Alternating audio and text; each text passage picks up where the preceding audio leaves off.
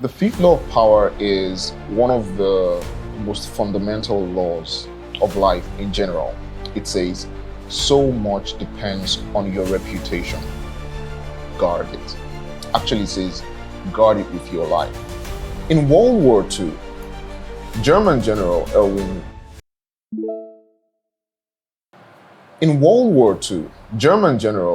Rommel had a reputation for cunning and deceptive maneuvering. And boy, this struck terror into everyone that faced him, like real fear. If he was coming, you cringed. Even when his forces were depleted and the British tanks outnumbered his 5-1, entire cities will evacuate at the news of his approach. And that's a great example of how the things that you do echo into time and feed the perception that people have and will have of you. They echo into time as soon as tomorrow. They echo into time as soon as the next hour. They go ahead to inform your reputation and how people will see you. That's what this law is saying. Your reputation is a huge part of your life. And sometimes it can be the difference between life and death. Being rich and being poor, being treated nicely and being treated terribly, being welcomed and being not welcomed. It's like the thought that people have of you before you even show up in the room sets the scene, sets the stage, right? A great example is the Joe Rogan podcast. If Joe's podcast pops up on your YouTube feed, you sort of know what to expect. Unfiltered conversation, interesting. Did you watch the debate? Yeah. Bro, I forgot. Let me tell you, before I say anything, I just want to say, sometimes conspiracy theories, but it's all in the spirit of, you know what, let's just find out what's going on here, right?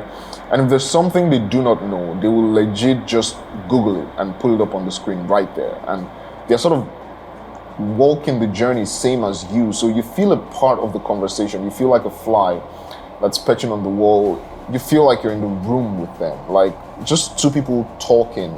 If you took the mics away, it wouldn't make that much of a difference. And the same can be said for a lot of people and companies. If you pull up a Diary of a CEO podcast, you sort of know what to expect as well.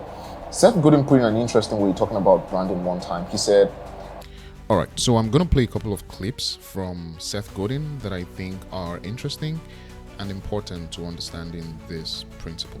Here you go. So let's talk about the difference between a logo and a brand, right? Because companies spend way too much time on their logo. Just like people on YouTube spend way too much time on their hair. I'm told they spend way too much time on their hair. If Nike opened a hotel, I think we would be able to guess pretty accurately what it would be like. If Hyatt came out with sneakers, we'd have no clue. Because Hyatt doesn't have a brand. They have a logo. If I swapped the signs on a hotel at that price point, you couldn't tell. If you were to Marriott, if you were to Hilton, if you were to Hyatt, the hallway, the room, I don't know, where am I? No brand.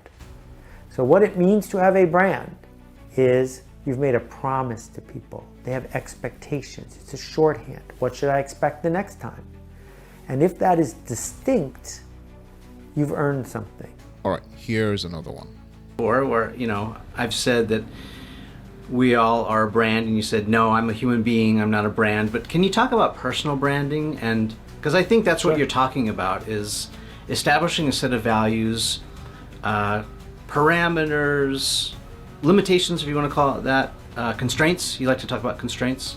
Maybe break that down a little bit into personal branding.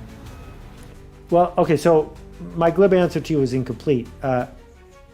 Everybody has a chance, or probably does have a brand. A brand is not a logo, and a brand does not mean you are a company. A brand is a shorthand. It is what we expect when we hire you, what we expect when you walk into the room, what we expect when we see your name on the credits.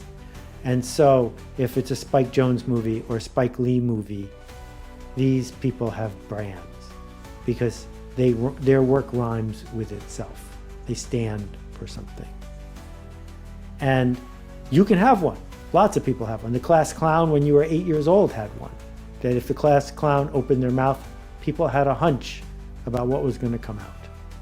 And if you don't want to be a wandering generality, if you want to be a meaningful specific, as Zig would say, you have to pick, what is that? So Nike should probably not open a chain of fast food restaurants. That would be a mistake, because then Nike wouldn't stand for anything. And you should, not you, Brian, but you, the viewer, should probably not say, what do you need made? I will make it for you. Because now you've given up any hope of standing for anything. That helped, I hope. Now, back to me. According to this law, here are the 3 ways that you can create your reputation. 1, choose a persona. 2, be consistent. 3, never go back. One of the fastest way to destroy your reputation is to be inconsistent. All right, let's dive deeper, starting with the persona part. Do not pick a false persona. Let your reputation be simple and based on one sterling quality, one that helps you achieve your goal, like honesty, creativity, brilliance. So in order to consciously craft your persona, you might want to ask yourself these 3 questions. 1, what are my values? 2, what is my strength? And 3, what's my goal? So for example, if you have values like honesty, transparency, hard work, and your strengths are, say, creative, collaborative, for example, then you want to be the honest, transparent, creative guy who collaborates perfectly. And your goal is perhaps make $1 million. So in that case, if you were to take a discovery call or you are chatting with a client, you want to be as transparent with them as possible. Hey, this is going to take 3 weeks. So if they were talking to an agency, say to design a brand identity, for example, and the agency says, oh, we're going to do this in so time for this amount of money and stuff. When they come to you, you want to say, hey, these are the stages that your project is going to go through. These are the stages in which you're going to participate. These are the stages which are totally up to us or me. These are the things that are involved in getting the work done. This is this. And then you're so transparent with them, they feel like they're part of your process. Now that becomes your edge. If you do that consistently enough, at the point where they want to recommend you, they'll say, oh, I chose that agency because they were more transparent. I felt like I was being a part of the process as much as they were.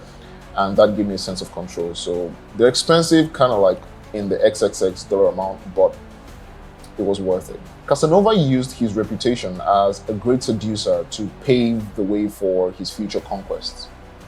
So you can be the honest real estate agent, the creative real estate agent, the expensive real estate agent, the funny real estate agent. Hell, you can even be the cheap real estate agent, but what you should not be is just the real estate agent. Whatever it is, ensure that it is something that propels you towards your goals. The key here is to be in control of what people see and hear about you. A strong reputation increases your presence and exaggerates your absence. Your reputation goes before you and it reaches places that you may never reach. It could literally be the difference between life and death, between more money and less money. Can we stay on that sort of value proposition theme and talk about money? I know a lot of creatives have a hard time knowing what to charge for their work or feeling like a sellout. And you've talked before about how money is a story. Can you talk about price and about story and maybe give some advice to creatives who are trying to, earn what they're worth? Yeah. So there are 2 places where you can succeed and 1 place where you will fail.